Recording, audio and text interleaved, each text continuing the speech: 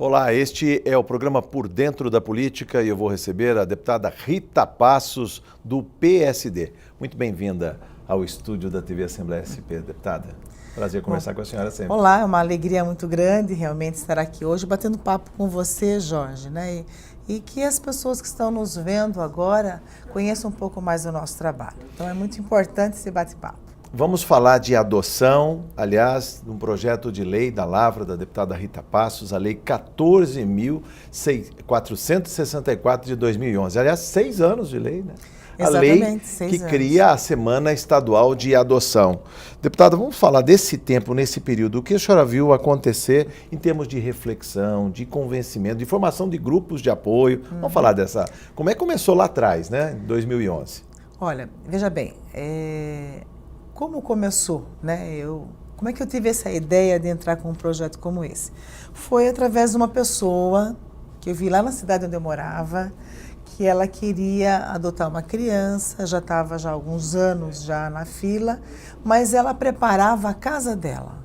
Isso eu nunca esqueço. Ela falou, estou preparando a minha casa, eu quero deixar minha casa bonita para receber o meu filho, né, que eu vou adotar. Então aquilo me chamou a atenção, né, a preparação para trazer uma criança naquele lar. Sim. Então eu falei, puxa vida, nós temos que fazer algo para poder melhorar e acelerar isso. Sim. Até porque ela falou, eu sinto dificuldade, eu fico um pouco perdida no que eu tenho que fazer para poder conseguir já meu filho, né? Então foi quando Como qualquer casal que vai, por exemplo, numa gravidez, prepara o quartinho do nenê. Isso. Eu estava fazendo isso na casa dela. Ela estava fazendo isso e ela não sabia quanto tempo tinha ainda pela frente. Sim. Ela sabia já que ela já tinha alguns anos que tinham se passado já nesse trabalho de busca. Sim. E ela não sabia quanto tempo ia demorar ainda. Puxa. E eu via nela um perfil de uma pessoa que estava um pouco perdida ainda, Sim. sem ter o norte, se ia demorar muito ou não, como é que era o trâmite. E aquilo me chamou a atenção. Eu falei, puxa vida, assim como ela, deve ter muitas pessoas que também estão passando pela mesma situação. Não sabem o caminho que tem que tomar e como tem que se preparar, o que tem que fazer e como que é a questão da adoção, Sim. né? É simples, é fácil, é a mesma coisa que você ter seu filho próprio, são os mesmos direitos? Claro que são, né? Sim. Mas enfim. Mas as dificuldades são outras. Atenção. No caso de uma gravidez, a gente pode esperar 9 meses. E no caso de uma adoção, pode esperar anos, deputada. Essa que é a dificuldade. Principalmente se ela vai pelo caminho errado. Se ela vai pelo caminho errado, o tempo é muito mais longo. E né? o caminho das pedras, o caminho certo? Vamos O caminho ensinar, certo é procurar a vara da infância e juventude e conversar lá com o juiz e falar, olha, eu quero adotar uma criança. Sim. Né? Então, procurar a vara mais perto da sua casa, Sim. que trata dessa questão, e fazer a sua inscrição lá. O juiz vai pedir uma série de documentos e vai começar, então, todo um processo. Sim. Né? Sim. Então, o caminho é esse. Não adianta você querer burlar, que não vai dar certo, até porque não é lícito você fazer caminhos errados, né? Sim. Então, o caminho é esse. E você saber também, eu acho que a pessoa, quando ela quer adotar uma criança, ela tem que saber que não é para realizar uma satisfação própria. Eu quero ter um filho, né? Eu e meu marido, ou ainda que seja solteiros, né? Sim. Eu quero realizar a minha vontade, a minha satisfação. A pessoa tem que pensar na criança. Na criança. Né? Que é um direito dessa criança. É um direito da criança e realizar o gosto da criança, Sim. realizar a expectativa da criança, ir ao encontro do que aquela criança está esperando, é para fazer a criança feliz. E as pessoas têm essa maturidade de discutir dentro do casal, ou a pessoa em casa, antes de procurar até a vara da infância, uma criança que esteja ali naquele perfil. Depois a gente vai falar sobre isso, deputado.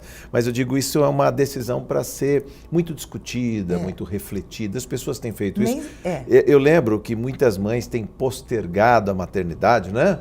Primeiro vai se formar, depois vai encontrar a pessoa, né? E de repente a idade vem e aí não consegue a maternidade, aí sim, corre para uma lista de adoção e fica ali. Às vezes até desiste no meio do caminho, porque vem uma gravidez, ou não, né? Pode até ficar com um filho adotivo e uma gravidez natural. A senhora deve ter visto muita coisa nesses 6 anos, né? Muita coisa. Pessoas que estão extremamente preparadas, Sim. né? E pessoas que não estão preparadas, pessoas que não entendem ainda o que é o processo de adoção, pessoas que não estão pensando muito na criança, pessoas que ainda insistem num perfil que é galinha morta, que fala isso? É pegar alfinete no palheiro. No palheiro, É uma coisa que não existe. Então, você traçar um perfil Sim. É difícil. Até o seu próprio filho genético, você não consegue traçar ele como é que ele vai ser, né? Imagina. Eu quero um filho que ele seja magro, que ele seja clarinho, que ele tenha o olho claro, porque o bisavô tem... Não existe. Não dá para você traçar, né? Quanto mais você querer fazer isso num processo de adoção. Eu acho que o que tem que vir acima de tudo é o amor. Acho não, tenho certeza. É o amor. Aliás, está isso, né? Eu vou pegar... Independente também se é doente ou não. O mote da nossa conversa é exatamente esse. Um artigo publicado recentemente no portal e no Diário Oficial da Casa. A senhora, inclusive, diz textualmente aqui, adotar é um ato de amor. Isso a pessoa precisa entender. Antes de qualquer manifestação, vou doar uma criança... Vou entrar na fila, né, da adoção. Antes de mais nada, é pensar no amor. É isso. Isso que movimenta esse casal, Exatamente. É um ato de amor e saber que você vai trazer alegria para aquela criança que está cheia de expectativas, Jorge, né?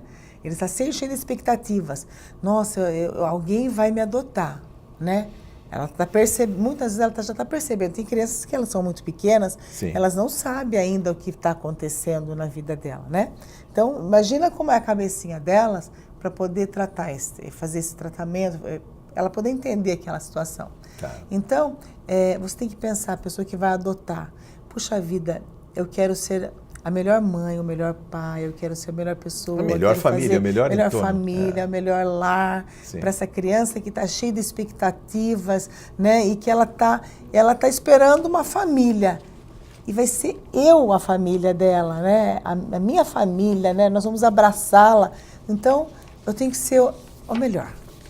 Deputada, vamos falar sobre o Cadastro Nacional. Inclusive, na sua página pessoal, quando se fala da Semana Estadual de Adoção, tem os links, né, os grupos de adoção, mas se fala do Cadastro Nacional. As pessoas precisam entender que existe um cadastro que absorve todos os estados brasileiros, tem uma lista lá que não é pequena.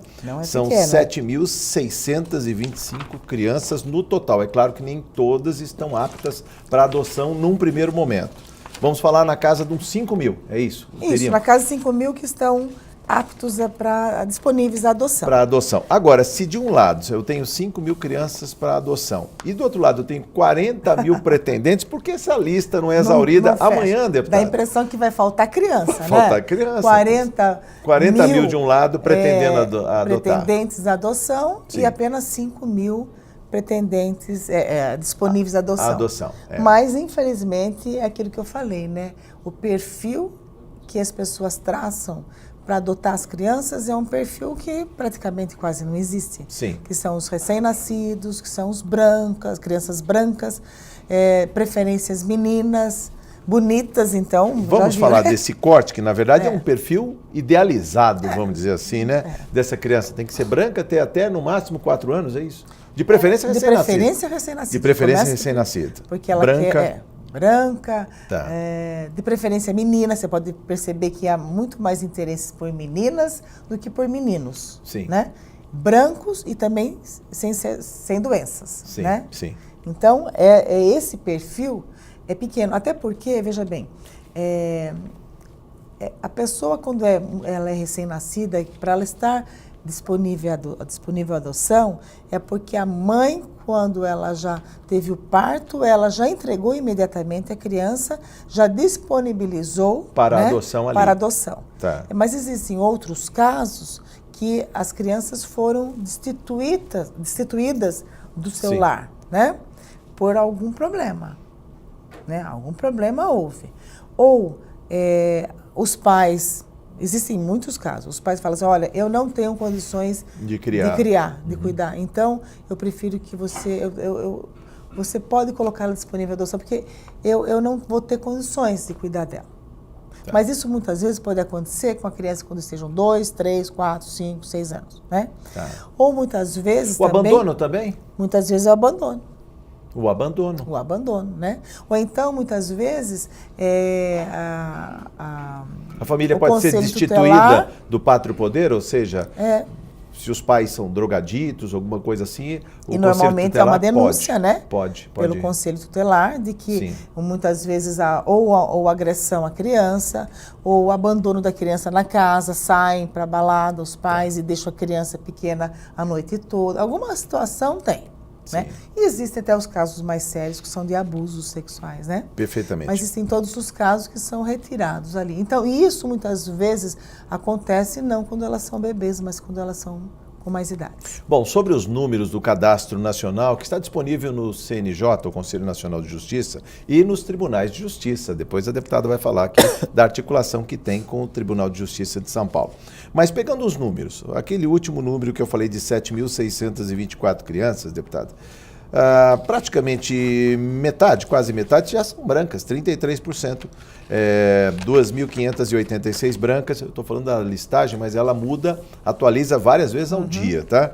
1.291 são crianças negras, 3.707 são pardos, aí pardos e negros ainda seria a maioria. São 4.861, né, até agora. Total. E 1.514 brancas. Declaradamente brancas, que estão pelo menos no registro, brancas, né? Ela é menos do que 1/3. Sim. Vamos colocar 1/3, 2/3 negros e pardos. Depois tem a raça amarela, né? Sim, temos indígenas. Na lista está especificado, tem 25 crianças indígenas. Tem um outro corte também, que muitas vezes a família quer uma criança, mas não quer uma criança que tenha irmãos. Já. E no caso dos irmãos, pegando aquela lista completa, eu tenho aqui 2.968, mas partindo daqueles que ainda não estão aptos à adoção. Quase 3.000 não têm irmãos e 4.656 têm irmãos. Estou contando o país, tá? Talvez os números não batam, porque a deputada também tem outros números que são do Tribunal de Justiça aqui. A cada momento vai alterando. Vai alterando a todo momento, exatamente. Esse seria também um segundo corte. Muitas vezes o casal até tem possibilidade, mas quer adotar uma criança. Chega lá, tem 3. Como é que faz? Complicado. E tem que adotar. A preferência é para adotar, inclusive, os irmãos. Eles não querem separar os irmãos. Não separar os irmãos. Isso E há quem queira, quem né? Queira. Com certeza. Uma família completa, já vem. Já a família dobra rapidamente, né? Sim. Mas é muito importante. E outra coisa, existem muitos abrigos, né? Sim. Em todo o país, muitas cidades, né, praticamente.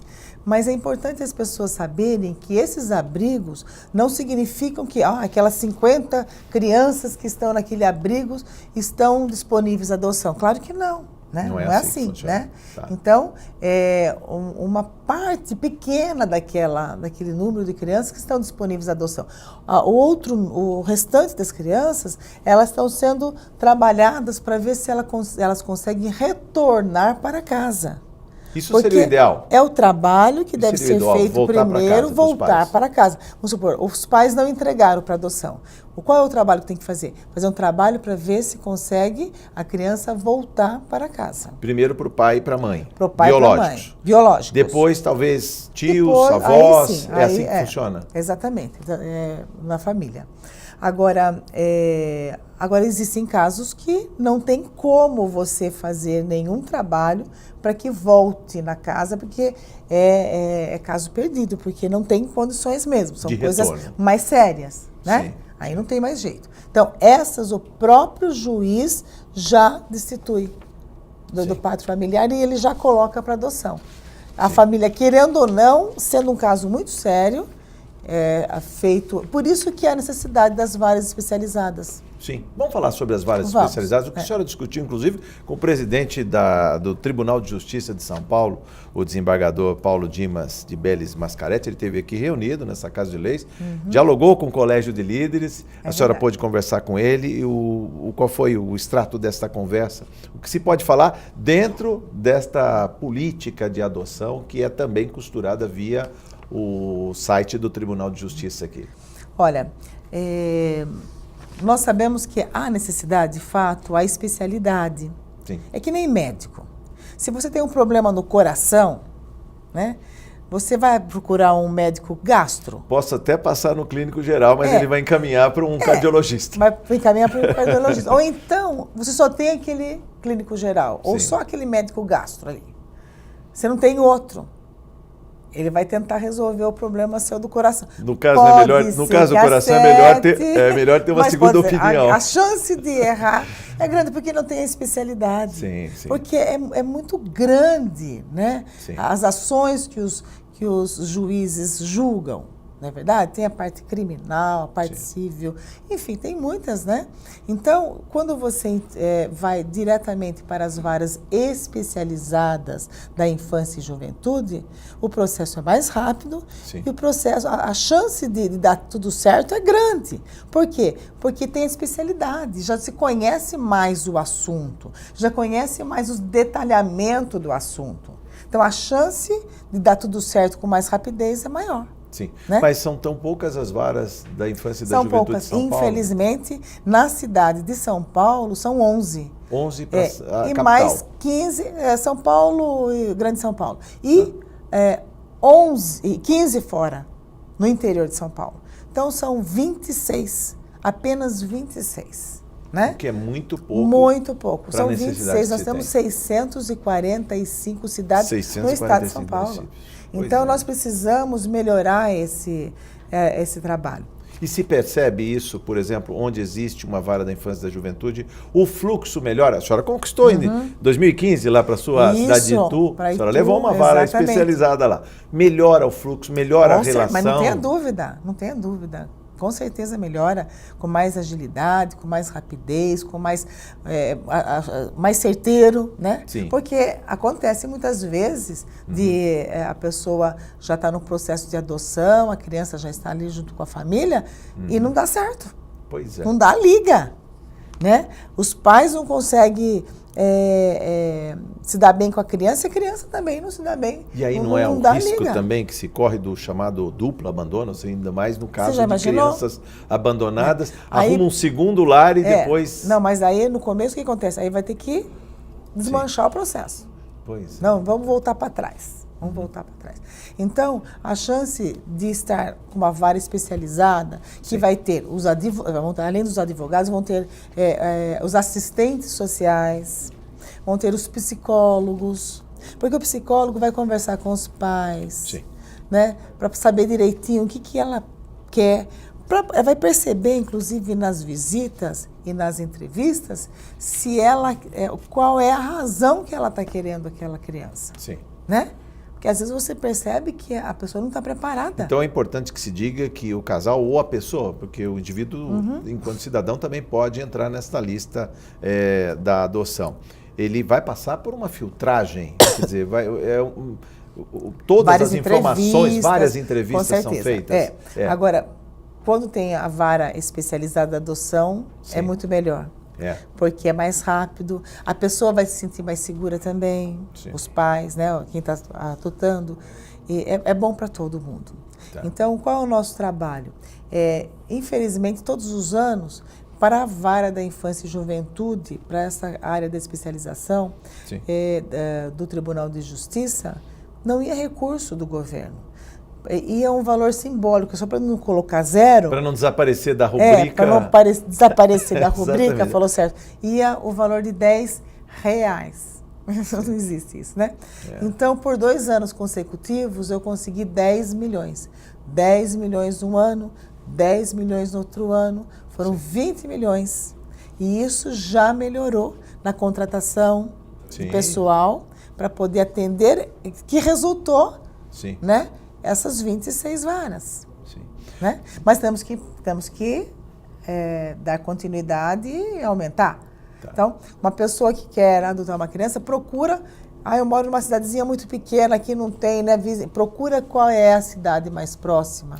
Como é que é o contato, deputada? Vamos falar um pouco dessa aproximação entre uma família ou o indivíduo, o cidadão que quer adoção, quer adotar, e a criança que está albergada, que está, digamos, aguardando nesta fila. Como é a aproximação? E se o cadastro nacional, poderia eu adotar uma criança no Acre? Poderia adotar uma criança em Goiás? Ou seja, como fica essa aproximação? Eu queria que a senhora explicasse um pouco. Vamos supor. Aliás, depois aqui já é o link para falar dos grupos de apoio que estão aí servindo a causa também. E na Semana Estadual de Adoção é esse momento que os grupos saem a campo aí e fazem suas campanhas de conscientização também, caminhadas, não é? Exatamente. Muitas, todas. Exatamente, aconteceu.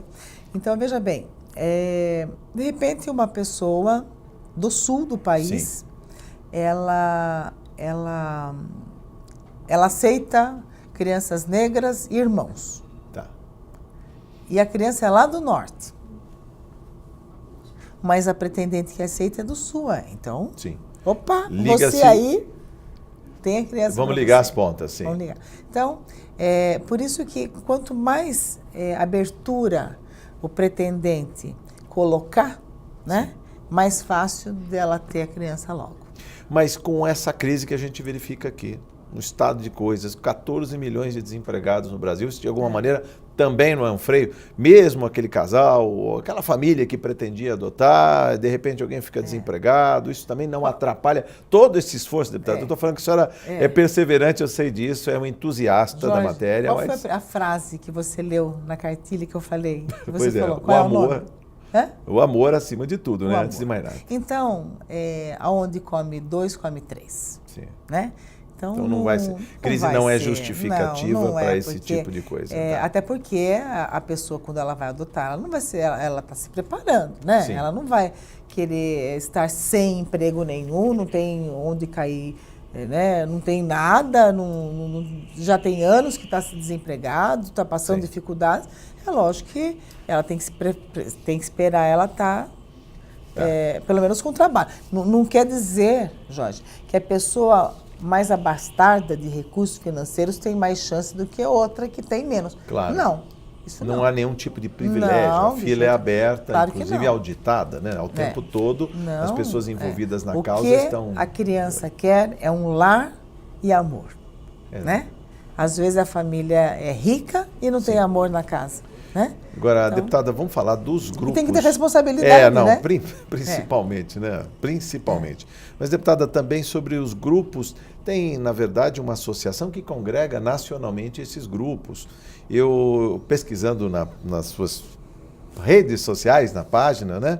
Eu vi que lá na sua Itu tem o Filhos do Coração. Como é que atua, por exemplo, esse grupo irmanado nesse propósito? As pessoas que estão lá ligando as pontas, né? Pegando a criança que está aqui para ser adotada e uma família que está ali potencialmente para adoção, para adotar. Eu não tenho acompanhado muito esses grupos, porque eles se reúnem de terças-feiras. E terças-feiras é um dia que a gente está aqui na Assembleia Legislativa, né? Sim. Mas são pessoas que já adotaram crianças, pessoas que querem adotar crianças, pessoas que gostam do tema ou que são profissionais da área, que muitas vezes se reúnem para debater isso. Sim. E é interessante porque os pretendentes, eles acabam participando dessas reuniões e vão trocando experiências. E ela vai amadurecendo ali.